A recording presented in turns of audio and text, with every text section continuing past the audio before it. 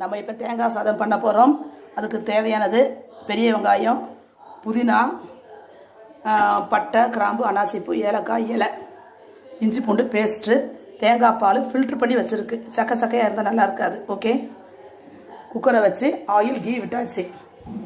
போட்டு வதக்குங்க.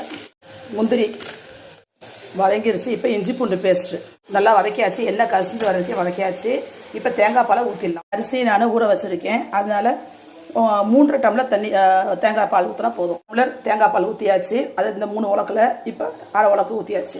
இது கூட அரிசியை போட்ட வேண்டியது தான். சிறுகச்சம்பா அரிசி, உப்பு. வெயிட் போடாமல் இப்படி மூடி வச்சுருங்க ஆவி வர வரைக்கும். ஆவி வந்துருச்சு. அதனால் வெயிட்டை போட்டு ஒரு 10 மினிட்ஸ் இப்படி சிம்மில் வச்சு விட்ருங்க. ஓகே, சாதம் இறக்கியாச்சு. ஒரு சேர கிண்டணும். சாதம் ரெடி.